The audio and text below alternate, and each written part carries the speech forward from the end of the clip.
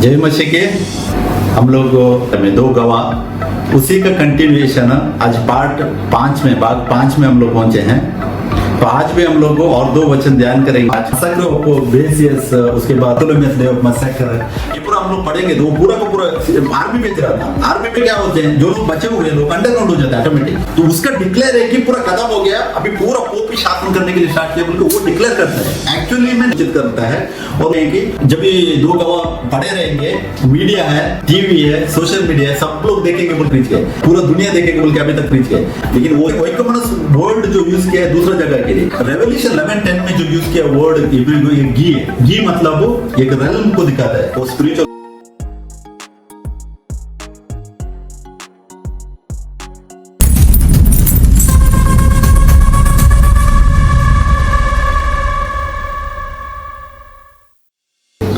जय मसीह के, यीशु मसीह के नाम से आप सब लोगों को मैं फिर से वेलकम करता हूं आज का इस मीटिंग के लिए। हम लोग जो गाया बाग में ध्यान किया था 2 विटनेसेस के बारे में, 2 गवाह, उसी का कंटिन्यूएशन आज पार्ट 5 में भाग 5 में हम लोग पहुंचे हैं। तो आज भी हम लोग और 2 वचन ध्यान करेंगे। इसका और एक 6th पार्ट एक बाकी रहेगा, उसको हम लोग नेक्स्ट मीटिंग में कंटिन्यू करेंगे। तो 2 गवाह जो है, बहुत सा लोग अभी तक जो सीक्रेट रैप से जो प्रीच कर रहे थे उनका कहना था कि वो मूसा और एलिया नहीं तो हनोक बोल के सब लोग दावा कर रहे थे।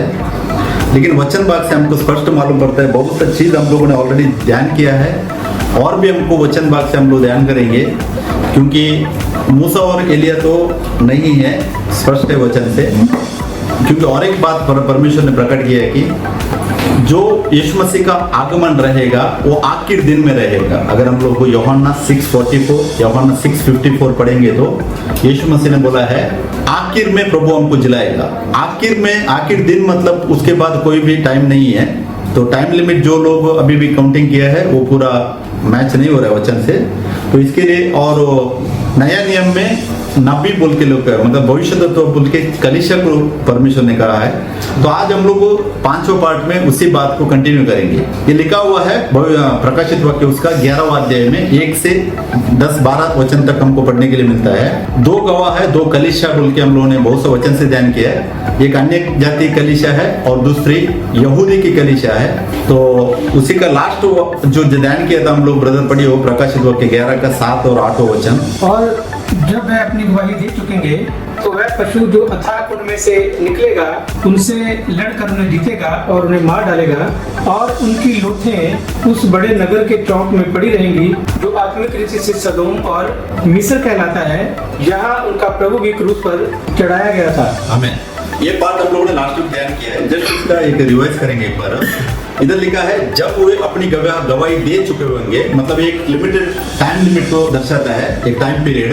वो वचन में लिखा है, हम लोग उसी का 3 और 4 में पढ़ा था, 1260 डेज बोल के उल्लेख किया था। प्रकाशित वाक्य और दानियल का बुक में जो वचन लिखा है, जो टाइम लिमिट लिखा रहता है ना, वो एक्चुअली लिटरली उसको हम लोग भविष्यवाणी के तौर पे लेना चाहिए। क्यों? रेवल्यूशन 1:3 पढ़िए। Blessed is the one who reads aloud the words of this prophecy, and blessed are those who hear it and take to heart what is written in it, because the time is near. आमीन। हिंदी में पढ़िए आप। धन्य है वह जो इस भविष्यवाणी के वचन को पढ़ता है और वह जो सुनते हैं और इसमें लिखी हुई बातों को मानते हैं, क्योंकि समय निकट है। आमीन। इधर लिखा है ना भविष्यवाणी के वचन को। रेवल्यूशन एंड डैनियल वो भविष्यवाणी का बुक है। भविष्यवाणी मतलब डैनियल को भी भविष्यवाणी दिया था परमेश्वर ने, यूहन्ना को भी भविष्यवाणी दिया था। तो भविष्यवाणी का वचन जो है उसका जो टाइम लिमिट मेंशन किया है वो एज इट इज हमको नहीं ले सकते। जब भी परमेश्वर अब्राहम का टाइम एज बताने के टाइम में उधर परमेश्वर बोलते हैं कि अब्राहम का दिन 175 ईयर्स ऐसा कुछ उल्लेख किया हुआ है। दिन को साल के हिसाब से लिखा है। नंबर्स 14:34 में हम लोगों ने पढ़ा था, मूसा को बोलते हैं जैसा 40 दिन के हिसाब से 40 साल तुमको रुकना पड़ेगा। बाद में 14 उनको पनिशमेंट मिलता है ना, 40 डेज के लिए 40 ईयर्स। उसके बाद एज के अलावा 4:6 में एज के अलावा परमेश्वर बोलता है इजराइल का पाप के लिए उनका 390 डेज के तक उसको एक बार सोने के लिए बोलता है, लेकिन यहूदा का पाप के लिए 40 दिन सोने के लिए बोलता है। मतलब 40 दिन जो है 40 वर्ष बोल के लिखा होता है। तो वो भविष्यवाणी का दिन है। तो इधर भी वही हम लोगों ने पढ़ा कि ये भविष्यवाणी का दिन है वो जो 1260 डेज उल्लेख किया वो 1260 ईयर्स है। तो उसमें पहला पॉइंट हम लोगों ने देखा था कि जब वो अपनी गवाही दे चुकेंगे, मतलब एक टाइम लिमिट है 1260 ईयर्स बोल के सूचित होता है, वो पशु जो अताव कुंड में से निकलेगा, पशु का अर्थ हम लोगों ने देखा है राज्य है, और अताव कुंड से निकलेगा मतलब क्या है, वो जो परमेश्वर के अगेंस्ट में जो काम करने वाला है, कलीसिया के अंदर रहकर ही काम करने वाला है, दुनिया की बात नहीं कर रहा परमेश्वर ने, क्योंकि रेवल्यूशन दिया था चर्च के लिए ध्यान देने का, ना इजराइल को दिया था ना दूसरा किसको दिया था, रेवल्यूशन बुक जो है वो चर्च के लिए दिया था। तो इधर अताव कुंड से निकलेगा बोलेगा तो वो एक झूठी कलीसिया के बारे में बात करते हैं, और वो हम जानते हैं अताव कुंड का जो पुरुष कौन है वो पोप है बोल के क्लियर है, और भी बहुत से हमको एग्जाम्पल्स मिलता है उसमें से हम ध्यान करेंगे तो, और उनसे लड़कर उन्हें जीतेगा और उन्हें मार डालेगा। इसका अर्थ क्या है कि झूठी कलीसिया मतलब पोप का अधिकार को सूचित करता है। हिस्ट्री में हम लोगों ने बहुत सी चीज ध्यान किया ऑलरेडी, कितना सा लोगों को उसने मारा है, काटा है, पूरा हिस्ट्री प्रूफ है। बोलते हैं सेक्युलर रिकॉर्ड के हिसाब से बोलते हैं मिनिमम 50 मिलियन लोगों को वो लोग घात कर चुका है। 50 मिलियन है, और कितना है मालूम नहीं है। तो पूरा का पूरा सिटी को वो चॉप कर रहा था, एक टाइम ऐसा था क्योंकि पूरा अधिकार में था वो टाइम लिमिट था परमेश्वर ने दिया था। एक्चुअली परमेश्वर ने अलाउ किया था क्योंकि परमेश्वर की गवाह बनने के लिए, परमेश्वर की गवाह बनने के लिए एक्ट्स 1:8 में हम लोगों ने पढ़ा था कि यीशु मसीह ने स्वयं बोला था तुम मेरा गवाह बनना चाहिए। बहुत से वचन हम लोग ध्यान किए। ओके, तो उसके बाद में हम लोग ध्यान किया था और उनकी लोथें उस बड़े नगर के चौक में पड़े रहेंगे। बड़ा नगर बाइबल रेवल्यूशन साफ कह रहा है, ये रोम में बोल के हम लोगों ने वो भी ध्यान किया है। और वो बड़ा नगर में लोथें पड़े रहेंगे बोलेगा तो रोम में, रोम का जो धरती है उसी में ये पूरा हो गया था, रोम का अधिकार के अंदर ही हो गया था, हम जानते हैं इसको। और उसके बाद आत्मिक रीति से उसको सोदोम और मिस्र भी कहा गया था। सोदोम किसके लिए था? सोडोमाइजेशन एक्टिविटी चलता है, वो क्लियरली रोमन कैथोलिक के अंदर ही चलता है, बहुत सा प्रूफ है, लेकिन ज्यादा हाईलाइट नहीं हो गया क्योंकि मीडिया नहीं था वो टाइम पे। अगर अभी का टाइम है तो बहुत तो हाईलाइट होता था, लेकिन वो टाइम पे नहीं हो रहा था। और मिस्र क्या है? मूरत का घर है, और मूरत का घर कलीसिया कौन सा है हम उसके बारे में ध्यान कर चुके और हम जानते हैं, जहां उनका प्रभु भी क्रूस पर चढ़ाया गया था। ये भी ध्यान किया हम लोगों ने, यीशु मसीह को किधर क्रूस पर चढ़ाया गया था। यीशु मसीह को इजराइल के अंदर नहीं मारा है, यीशु मसीह को इजराइल का बाहर मारा था बोल के स्पष्ट है। मार्क 15:20 एंड हेब्रेय्स 13:12 में वचन हम लोगों ने ध्यान किया था, तो यीशु मसीह को भी बाहर ही मार दिया गया था। तो अभी 5th पार्ट हम लोग ध्यान करेंगे आज का, प्रकाशित वचन उसका 11 का 9 में 10 वचन पढ़िए। और सब लोगों और कुलों और भाषाओं और जातियों में से लोग उनकी लोथें 3.5 दिन तक देखते रहेंगे और उनकी लोथें कब्र में रखने ना देंगे। और पृथ्वी के रहने वाले उनके मरने से आनंदित और मगन होंगे और एक दूसरे के पास भेजेंगे, क्योंकि इन दोनों भविष्यवक्ताओं ने पृथ्वी के रहने वालों को सताया था। आमीन। और सब लोगों और कुलों और पशुओं को और जातियों में से लोग उनकी लोथें 3.5 दिन तक देखते रहेंगे और उनकी लोथें कब्र में ना रखने देंगे। अभी लोथें बोलेगा तो क्या है? शव है, सही है। एक शव, मैंने लास्ट टाइम पूछा था, एक शव कितना टाइम तक पड़ा रह सकते हैं धरती में? मालूम है? 24 आवर्स मैक्सिमम। उसके बाद जो लोथें हैं ना, अगर धरती में पड़ा रहेगा तो वो इतना बब्बू मारेगा तो वो पूरा एरिया ये हो जाएगा। और इधर वचन कह रहे हैं कि 3.5 दिन तक लोथें पड़े रहेंगे, वो भी 2 गवाहों की लोथें। मतलब क्या है कि ये लिटरली ये नहीं है, लोथें नहीं है एक्चुअली, ये इसका स्पिरिचुअल मीनिंग है। हम क्या करते हैं मालूम है? रेवल्यूशन पढ़ने के टाइम ऊपर से लेके नहीं टाइम 2 गवाह बोलेगा तो हमको वही इमेजिनेशन आता है हमारा माइंड में कि हाँ 2 गवाह मर गए, वो लोग पड़ गए, पूरा दुनिया देखेगा, ये हमारा इमेजिनेशन था। लेकिन वो दुनिया में वो आगे ध्यान करेंगे हम लोग उसका, वो पूरा होल वर्ल्ड बोल के नहीं दिखा है। और इधर भी 2 लोथे बोलेगा तो लिटरली लोथे नहीं है। इसका मीनिंग क्या है कि इधर लिखा है लोथे मतलब वो सच्ची कलीसिया की मृतक अवस्था को सूचित करता है, मतलब उनके कार्य रुक चुके हैं, गवाही दबा जाती है। हम लोगों ने लास्ट जो मैसेज में ध्यान किया था 15th सेंचुरी में पोप का एक अनाउंसमेंट था। वो अनाउंस करते हैं कि पूरा का पूरा तंत्र पर मतलब पूरा खत्म हो गया, मतलब जितने भी लोग अपोज करने वाले थे उसको वो खत्म हो गया। एक्चुअली पोप का कैसा सिस्टम अभी भी है, मेरा एक कजिन है, मैं उससे कभी भी डिस्कस करता हूँ, बंद किया। वो बोलते हैं कि हम पूरा कल्ट है। कौन कल्ट है? जो भी रोमन कैथोलिक को अगेंस्ट जाएगा ना वो पूरा कल्ट है बोलते हैं। क्यों बोलते हैं कि उनका माइंड में अभी भी बैठा हुआ है कि Roman Catholic is the right कलीसिया बोल के वो लोग ये करते हैं, क्योंकि पीटर को लोगों ने उनका पोप बोल के वो लोगों ने डिक्लेयर किया ना, पीटर उनका पोप बोल के वो लोग डिक्लेयर किया। जो भी रोमन कैथोलिक अगेंस्ट जाएगा वो अभी भी उनका माइंड में सेम है। तो पोप ने क्या अनाउंस किया था? 1514 में अनाउंसमेंट है पोप का कि अब कोई विरोधी नहीं बचा, जो संपूर्ण मसीह जगत पोप के अधीन है। मतलब वो डिक्लेयर करता है कि जो भी अपोज कर रहे थे पूरा खत्म हो गया। एक्चुअली लिटरली वो खत्म नहीं हो गए, पूरा अंडरग्राउंड हो गए। क्यों? ये पूरा मसैकर ऑफ बेसियस, उसके बाद द डे ऑफ इसका बर्थोलोमेव डे ऑफ मसैकर, ये पूरा हम लोग पढ़ेंगे तो वो पूरा का पूरा आर्मी बेच रहा था, आर्मी बेच कर पूरा का पूरा सिटी वो खत्म कर रहा था। वो टाइम पे क्या होते हैं, जो लोग बचे हुए लोग अंडरग्राउंड हो जाते हैं ऑटोमेटिक, तो उसका डिक्लेयर है कि पूरा खत्म हो गया, अभी पूरा पोप ही शासन करने के लिए स्टार्ट किया, बोलकर वो डिक्लेयर करते हैं। एक्चुअली में नहीं हो गया था, लोग थे, लोग अंडरग्राउंड हो गए थे, और ये हो गया था कभी मालूम है, मई 5 तारीख को 1514 सेंचुरी में हो गए थे। 1514 में जब भी 5th काउंसिल बैठा था, उसमें 9th जो अनाउंसमेंट था उनका, उसमें ये बात हो गई थी। एग्जैक्ट देख दो, हम लोग ने इधर वॉच किया पड़ा वचन से, उधर लिखा है कि लोते 3.5 दिन तक देखते रहेंगे। ये 3.5 दिन है ना, ये नहीं है क्या एग्जैक्टली 3.5 दिन नहीं है, ये प्रोफेटिक डेज है। प्रोफेटिक डेज एक डे बोलेगा तो 1 ईयर है, मतलब ये 3.5 साल। ये कभी फुलफिलमेंट होता है मालूम है? मई 5 1514 से अक्टूबर 31 1517 तक मार्टिन लूथर कभी रेज हो गया था, एग्जैक्टली अक्टूबर 31 को रेज होता है। और ये जो 3.5 दिन बोला हुआ, उसमें एक दिन भी ऊपर नीचे नहीं होता है, हिस्ट्री में मिलता है हमको, एग्जैक्टली 3.5 इयर्स में ये फुलफिल होता है। पोप का जो अनाउंसमेंट था मई 5 को 1514 को था, और मार्टिन लूथर खड़ा हो गया था अक्टूबर 31 को 1570 में।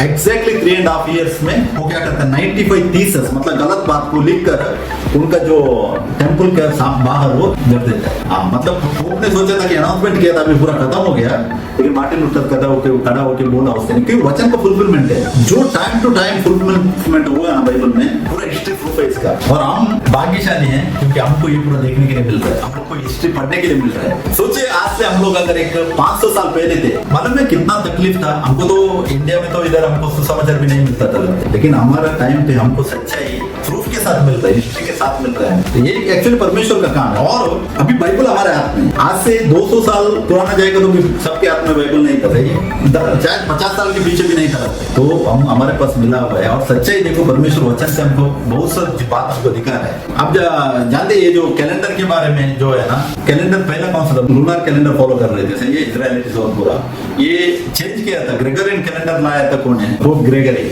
उसी का नाम आया हुआ। और वो कभी लाया था मालूम है? 1582 सेंचुरी में लाया था। हाँ, बहुत से चेंजेस हुआ है 14th सेंचुरी 15th सेंचुरी में, बहुत से चेंजेस हुआ, वो हिस्ट्री मिलता है हम पढ़ने के लिए। और ये वचन में भी लिखा हुआ है, वो व्यवस्था को बदल देगा। हम लोग लास्ट वीक वचन पढ़ा था, वो क्या करेगा, व्यवस्था को बदल देगा बोल के वचन लिखा हुआ है, और उसने किया भी हिस्ट्री में बहुत सा चीज। और प्रिंटिंग प्रेस, मालूम है फर्स्ट प्रिंटिंग प्रेस कभी इन्वेंट हो गया था? नहीं, उसका पहले हो गया था, 1440 में हो गया था, 14th सेंचुरी में हो गया था। 1440 में फर्स्ट प्रिंटिंग प्रेस नहीं था ना, पहले हाथ में लिखते थे ना, पूरा जो फर्स्ट बाइबल ट्रांसलेट होता है 1440 में प्रिंटिंग प्रेस वो टाइम पे स्टार्ट हो गया था, उधर से बाद में स्टार्ट है। लेकिन वो टाइम पे भी पोप ने बहुत कोशिश किया, उसको मारा, जला डाल दिया। उसका हिस्ट्री पूरा पढ़ेगा तो उसका नाम कुछ गोल्डस्मिथ जॉनस बोल के है, गुटनबर्ग में हो गए थे, जर्मनी में हो गया फर्स्ट प्रिंटिंग प्रेस। पूरा परमेश्वर का प्लान है अमेरिका को इन्वेंट करना 1492 में, पूरा वही सेंचुरी में 14th-15th सेंचुरी में बहुत सी चीजें रिफॉर्मेशन आया परमेश्वर, टाइम टू टाइम फुलफिलमेंट होने के। देखिए अभी का जो ग्रोथ और ये जो इतना पुराना ग्रोथ है, वो पुराना ग्रोथ स्लो था, लेकिन अभी ग्रोथ बहुत फास्ट है, हमको देखने के लिए मिलता है। सही है, आईटी आ गया, उसके बाद अभी आर्टिफिशियल इंटेलिजेंस है, ये पूरा हो रहा है, लेकिन ये थोड़ा ही दिन में 10 साल में कितना चेंजेस आ गया है, फुल टू फुल चेंज है। ये कौन क्या है, एक्चुअली परमेश्वर को अलाउ कर रहा है, परमेश्वर का प्लान है ये पूरा। इंसान सोचता है हम कर रहे हैं, लेकिन कुछ नहीं कर रहा है, वो पूरा उसी का। तो उधर हम लोगों ने पढ़ा था कि 3.5 दिन तक देखते रहेंगे। अगर आप लोग 1823 का साइक्लोपीडिया जो ब्रिटानिका है, ये सेक्युलर सोर्स है, उसके बारे में ये 3.5 वर्ष के बारे में स्टेटमेंट है। वो स्टेटमेंट ऐसा कहता है कि सब कुछ चुप था, और एक विदर्भ भी नाश हो गया था, क्योंकि रोमन कैथोलिक के हिसाब से पूर्ण रोमन कैथोलिक को ओपोज करता है, वो लोग बोलते हैं ये झूठा है। एक्चुअली वो खुद झूठा है, लेकिन उनको कोई भी ओपोज नहीं कर सकते थे, इतना एक था। तो 1823 का एनसाइक्लोपीडिया में हिस्ट्री में प्रूफ भी है उसका कि उसने तकलीफ दिया हुआ। तो ये हो गया था 3.5 वर्ष। इसका टाइम लिमिट जो है 1514 मई 5 से 1517 अक्टूबर 31 जब भी मार्टिन लूथर खड़ा होता है, तो वो हिस्ट्री में प्रूफ हुआ है। और कब्र में ना रखना देना, मतलब वो उसका भी फिजिकल मीनिंग नहीं है, वो भी स्पिरिचुअल मीनिंग है कि सब लोग अंडरग्राउंड हो गए थे, कोई भी बाहर आकर उसको ओपोज नहीं कर रहा था, तो उस बात को वो सूचित करता है। और उसका प्रकाशित वाक्य 11 का 10वां वचन पढ़ो आप। और पृथ्वी के रहने वाले उनके मरने से आनंदित और मगन होंगे और एक दूसरे के पास भेंटें भेजेंगे, क्योंकि इन दोनों भविष्यवक्ताओं ने पृथ्वी के रहने वालों को सताया था। आमीन। अभी इधर देखो, पृथ्वी के रहने वाले जो उल्लेख किया है, अभी तक हम लोग सुना था कि पूरा दुनिया देखेगा, सही है।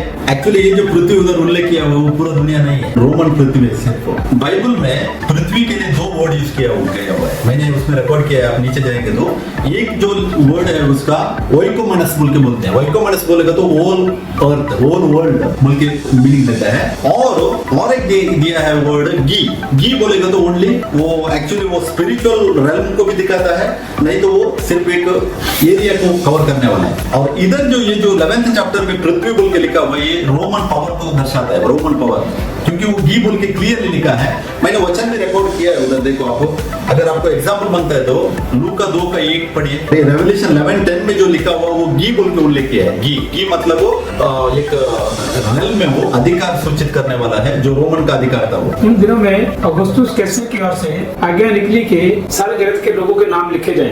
इधर जो सारे जगत बोल के जो उल्लेख है ना, वो आइकोमनस लिखा है। आइकोमनस मतलब होल वर्ल्ड, जो ग्रीक का लेटर, जो ग्रीक का वर्ड जो यूज किया है ना, क्योंकि नया नियम स्पष्ट है कि ग्रीक है, हम लोगों को ग्रीक का मीनिंग लिखना चाहिए। अभी और इसको देखो, ये कितना सा लोग आकर प्रीच करके गए हैं कि जब ये 2 गवाह पड़े रहेंगे, मीडिया है, टीवी है, सोशल मीडिया है, सब लोग देखेंगे बोल प्रीच गए, पूरा दुनिया देखेंगे बोल के अभी तक प्रीच गए। लेकिन वो जो वर्ड है उधर पूरा दुनिया के लिए नहीं दिखा रहे, गी दिखा रहे। गी मतलब वो रोमन एम्पायर, रोमन का पावर, रोमन लोगों के बीच में ये हो गया था, वो लोगों ने किया था ना पूरा दुनिया ओडे पे। अभी तो देख सकते हैं, सही है, लेकिन ये पूरा दुनिया का बात नहीं कर रहे हैं। जैसे आपने लूक 2 के 1 में पढ़ा ना, सारे जगत बोलेगा तो ओइकोमनस बोल के लिखा हुआ है, ग्रीक का वर्ड, वो सारे जगत, उसके लिए बहुत सा वचन रिकॉर्ड किया। नीचे पढ़िए मत्ती 24:14 पढ़िए आपको। और राज्य का ये सुसमाचार सारे जगत में प्रचार किया जाएगा कि सब जातियों पर गवाही हो और अंत आ जाएगा। आमीन। सुसमाचार सारे जगत में प्रचार किया जाएगा, सही है। ग्रीक का वर्ड लिखा है उधर ओइकोमनस है, मतलब होल वर्ल्ड,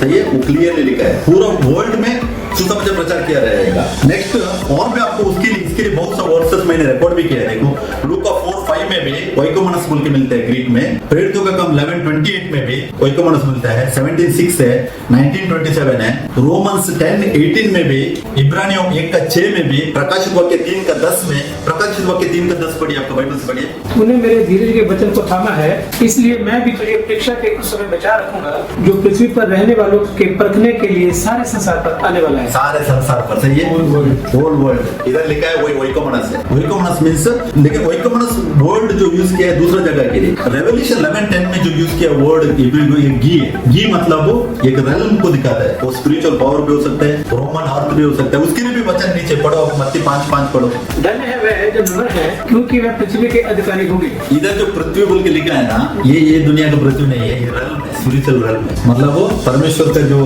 परमेश्वर, हम लोग वो लाइक हम लोग बाध्यस्थ हैं, हम लोग मतलब वो स्पिरिचुअल रेल्म को सूचित करते हैं। ये जो गी इधर स्पिरिचुअल रेल्म, और भी नीचे वचन बहुत है, और पढ़ो, मैथ्यू 6:10 पढ़ो। तेरा राज्य है, तेरी इच्छा जैसी स्वर्ग में पूरी होती है वैसे पृथ्वी पर भी हो। आमीन।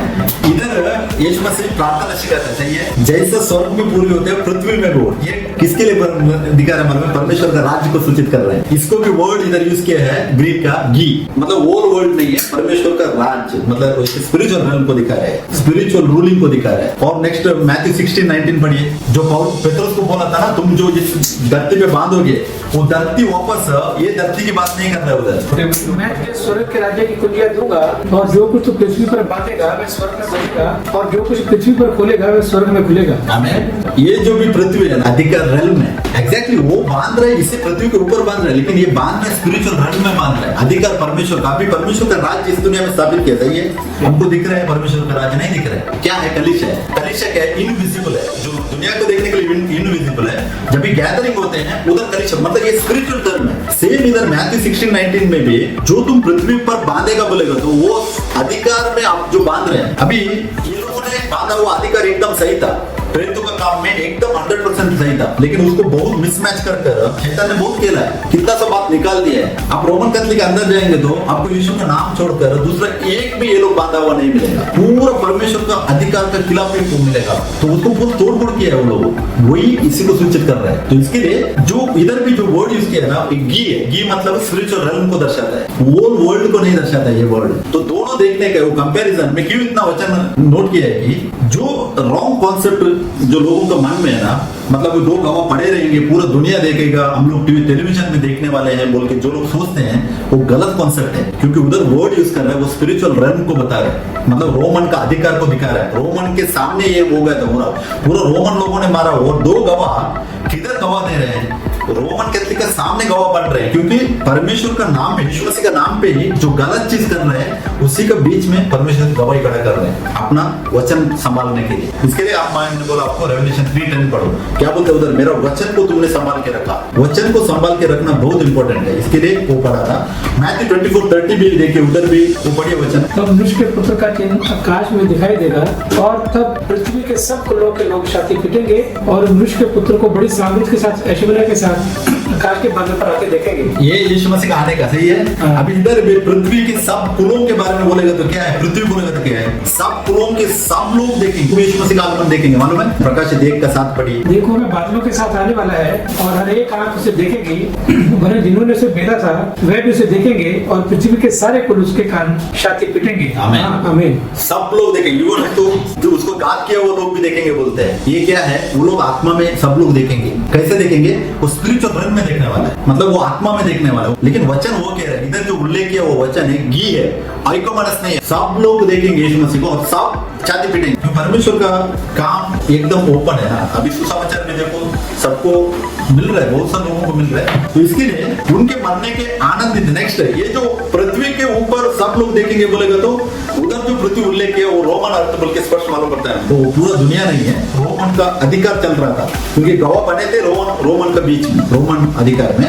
और उसके बाद उनके मरने के आनंदित और मगन होंगे और एक दूसरे के पास भेंट भेजेंगे। ये भेंट कभी भेजा गया था मालूम है, जब भी 1514 में पोप का जो अनाउंसमेंट था ना, अभी कोई भी नहीं बचा, सब लोगों को हम लोग खत्म किया, अभी हम नहीं राजा हैं बोल के, और पोप ने अनाउंस भी किया था कि मैं ही राजा हूं बोल के। वो टाइम पे उनका रोमन का बीच में वो लोगों ने गिफ्ट भेजा था, मतलब वो लोग आमने सामने से गिफ्ट, बहुत सारे लोगों को गिफ्ट, मतलब सिर्फ गिफ्ट नहीं है, भोजन ये अरेंजमेंट करना, ये पूरा ये कभी एक्चुअली फर्स्ट हो गए थे AD 300 में। AD 300 के बाद 15th सेंचुरी में नेक्स्ट वो लोग बड़ा भोजन करते हैं। रोमन बोलेगा तो हम लोग ध्यान देने का है, रोमन जो नाम है ना उसी के अंदर ही सब बुराई है। अभी मैंने लास्ट वीक में बोला था, पतरस ने क्या अनाउंस किया था, हर एक आप लोगों का पाप क्षमा के लिए क्या करो, यीशु मसीह के ऊपर भरोसा रखो और यीशु मसीह के नाम से बपतिस्मा ले लो, पश्चाताप कर। सही है, लेकिन ये रोमन जो ये था ना, इसका जो अनाउंसमेंट था, कौन था, कॉन्स्टेंटाइन अनाउंसमेंट क्या करता है, जितने भी लोग आप लोगों ने यीशु मसीह का पीछा बोलने का है, रोमन्स को किसी को भी नहीं मालूम है यीशु मसीह कौन है। वो लोगों ने एक रात के अंदर पूरा डिसाइड किया, मतलब राजा का शासन नहीं छोड़ सकते,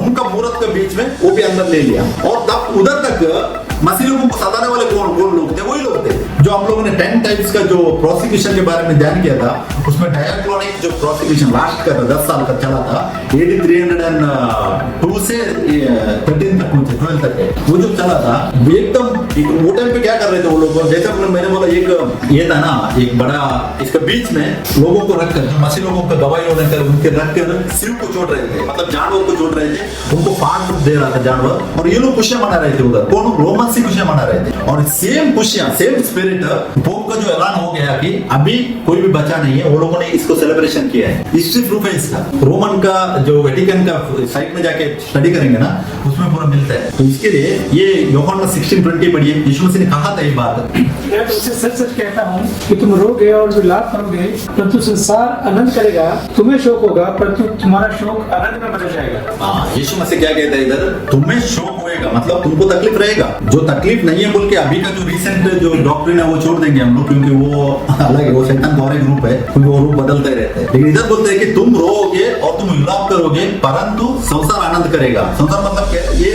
जो वचन कहा था दुनिया में तकलीफ है बोल के हमको, वो ये हुआ बात हम जानते हैं।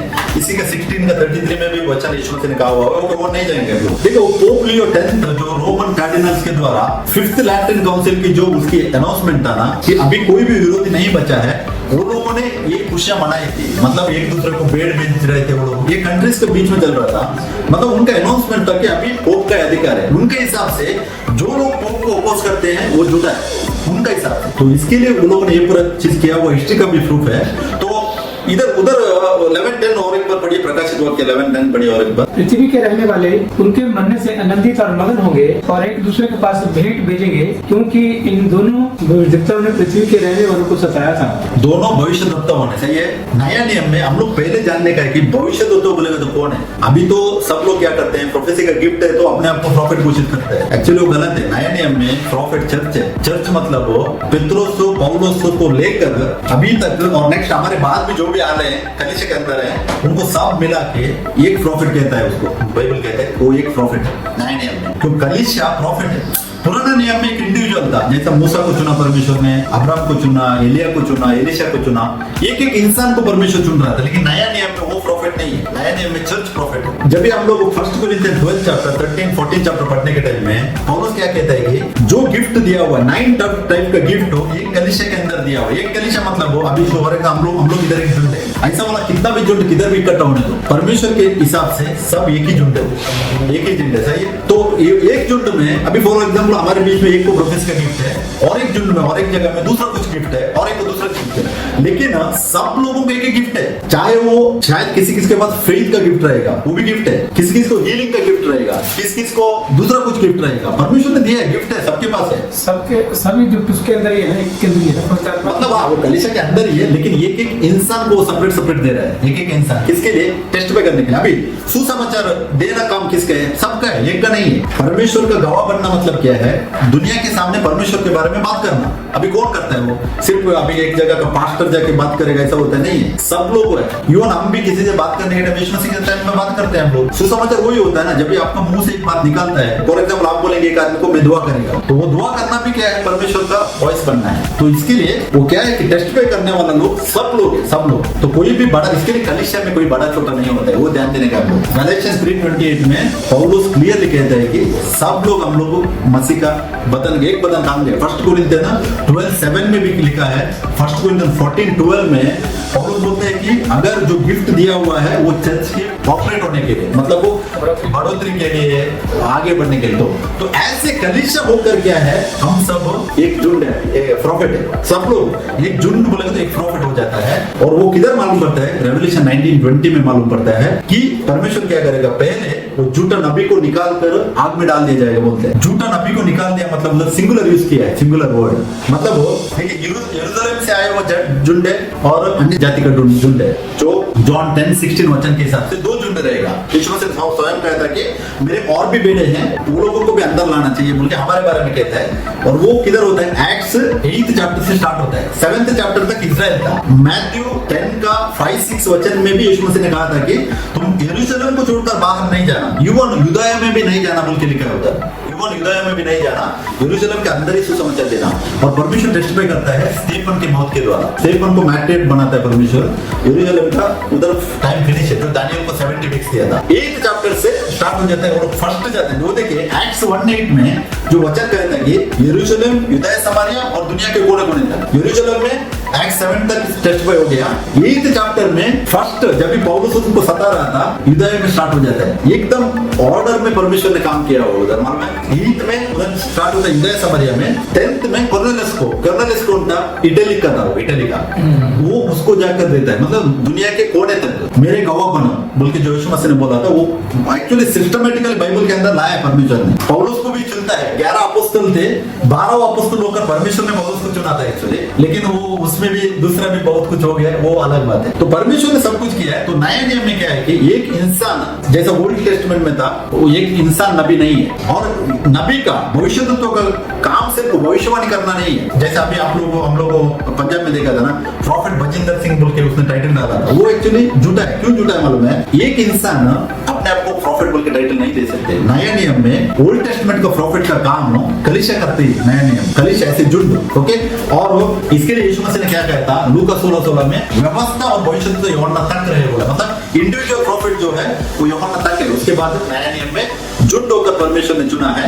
और वो यिर्मयाह 1:10 में हम लोगों ने वचन पढ़ा था, एक प्रॉफिट को सिर्फ भविष्यवाणी करने का काम नहीं है, और भी बहुत सा काम है। वो यिर्मयाह 1:10 एक बार पढ़िए आपको। मैंने आज के दिन तुझे जातियों और राज्यों पर अधिकारी ठहराया है, उन्हें गिराने और डाल देने के लिए, नष्ट करने और काट डालने के लिए, या उन्हें बनाने और रोकने के लिए। हाँ, जातियों और राज्यों पर मतलब क्या है, पूरा दुनिया के ऊपर यिर्मयाह को बोलते हैं कि मैंने तुम्हें चुना है, सही है। अभी 9 गिफ्ट्स जो दिया हुआ वो कलीसिया के अंदर दिया है, कलीसिया की बढ़ोतरी के लिए दिया है। लेकिन as a prophet Old Testament का जो यिर्मयाह का ले लो हम लोग, बाहर रिप्रेजेंट कौन कर रहे हैं, सब लोग कर रहे हैं यीशु मसीह। तो एज ए ग्रुप हम लोग बाहर प्रॉफिट है, बाहर का दुनिया के लिए हम प्रॉफिट है। अभी आप मानते हैं तो इब्रानियों 1 का 1 और 2 पढ़िए वचन, Hebrews 1:1-2। पूर्व युग में परमेश्वर ने बापदादों से थोड़ा थोड़ा करके और भांति भांति से भविष्यद्वक्ताओं के द्वारा बातें कर इन अंतिम दिनों में हमसे पुत्र के द्वारा बातें की, जिसे उसने सारी वस्तुओं का वारिस ठहराया और उसी के द्वारा उसने सारी सृष्टि की रचना की। ये वचन में ध्यान दे दो।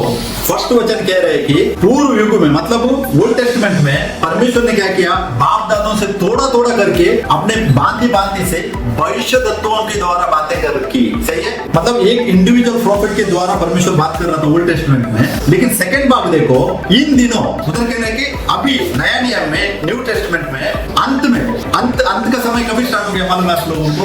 एक्ट्स 2:15 पड़ेगा और फर्स्ट जॉन 2:18 पड़ेगा। तो अंत का समय स्टार्ट होकर 2000 साल हो गया। यीशु मसीह जब इस दुनिया में प्रकट हो गए, उधर से अंत का समय गिना गया हुआ है, एंड टाइम उधर से गिना गया हुआ है। तो इसके लिए इधर क्या कहता है कि अंत में हम सबसे पुत्र के द्वारा बातें की, पुत्र के द्वारा यीशु मसीह के द्वारा उसने बातें की। अभी वो बड़ा प्रॉफिट किधर है, सबके अंदर वास करता है। ध्यान देने के वचन से ओल्ड टेस्टमेंट में परमेश्वर किसी के भी अंदर नहीं वास किया, सही है। अभी पवित्र आत्मा होकर वो हमारे अंदर वास कर रहे हैं। और मैथ्यू 12:41 में यीशु मसीह ने स्वयं कहा था कि योना से बढ़कर इधर है। मतलब क्या है, इजराइल की नजर से योना जो प्रॉफिट है सबसे बड़ा प्रॉफिट था उनके। क्यों सबसे बड़ा प्रॉफिट था कि निनेवा शहर में जाता है योना, उधर क्या कहता है, सुसमाचार देता है, पूरा का पूरा वो शहर, पूरा का पूरा वो ये है ना क्या बोलते हैं, सिटी परमेश्वर की ओर फिरता है। इजराइल सोचता है योना is the one of the greatest profit उनके बीच में, क्योंकि पूरा का पूरा सिटी परमेश्वर की ओर मुड़ा था उसके द्वारा, उसका प्रीचिंग से। मतलब वो तो भागने वाला था, परमेश्वर उसको मछली के अंदर रखकर लेके आता है। ये पूरे यीशु मसीह को दर्शा देगा, 3 रात यीशु मसीह घर में रहने का पूरा कनेक्टेड है। तो योना को वापस लेता है, पूरा का पूरा सिटी चेंज होता है। सेम यीशु मसीह बोलते हैं कि वो योना से भी बढ़कर मैं हूं बोल के दिखाया है। और वो बड़ा प्रॉफिट आज हमारे अंदर वास कर, हमारे अंदर वास करने के टाइम में हर एक इंसान सेम है, कोई भी बड़ा नहीं हो सकता। मैं नहीं बोल सकता मैं तुमसे बड़ा हूं बोल के बोलेगा तो गिर गया तुम, मैं खत्म फिनिश। क्यों? परमेश्वर का काम क्या है, परमेश्वर ने हमको दर्जा दिया है, हम सब यीशु मसीह में सेम है। तो इसके लिए इब्रानियों 1 का 1 और 2 में क्या कहा था, अंत में पुत्र के द्वारा बातें की। आज पुत्र किधर है, हमारे अंदर है। कैसे बात कर रहे हैं, हमारे द्वारा बात कर रहे हैं, सही है। तो इसके लिए सब बात करते हैं परमेश्वर के बारे में। तो ये हम लोग ध्यान देने का है। उसके बाद लूका 13 का 33 वचन में यीशु मसीह ने क्या कहा था, हर एक भविष्यद्वक्ता आकर इजराइल के अंदर मरे हैं, लेकिन एक ही भविष्यद्वक्ता है जो बगीचे का बाहर डाल के मार दिया था। वो कौन है? यीशु मसीह है। वो क्या सिंबलिज्म है कि इजराइल के लिए टाइम दिया था परमेश्वर ने, इजराइल ने खुद इनकार किया, उनको बाहर डाल दिया, ताकि वो लोगों ने बाहर डाला, इसके लिए हमको यीशु मसीह मिले।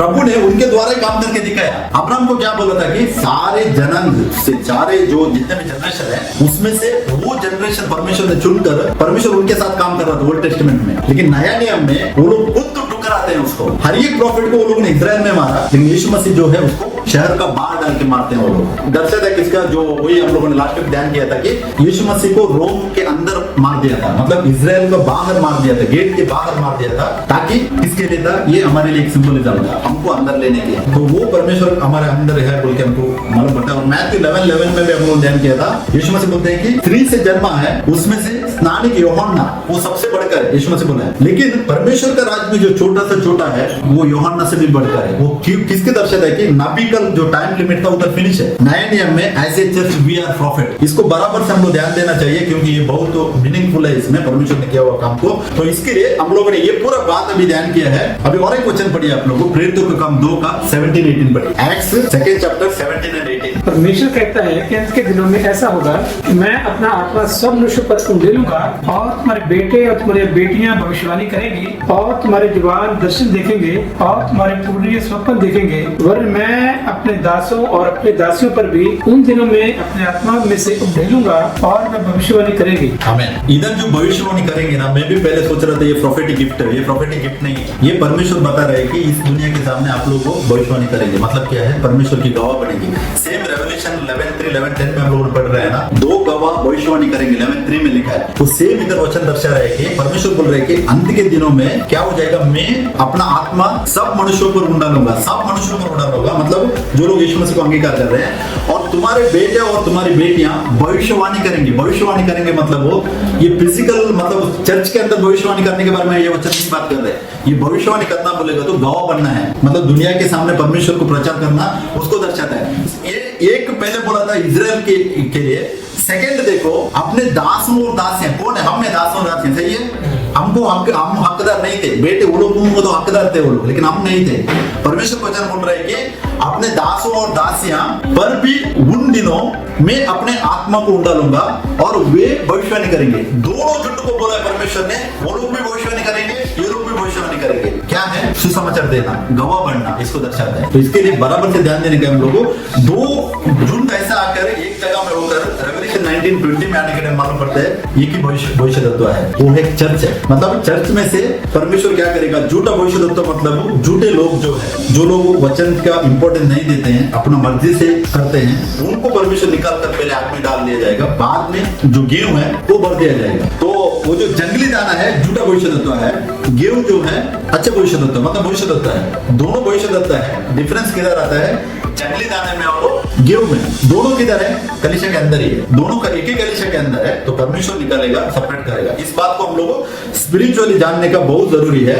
और भी बहुत सा पॉइंट है, लेकिन टाइम हो गया, इसके लिए मैं ज्यादा और नहीं कीजिएगा।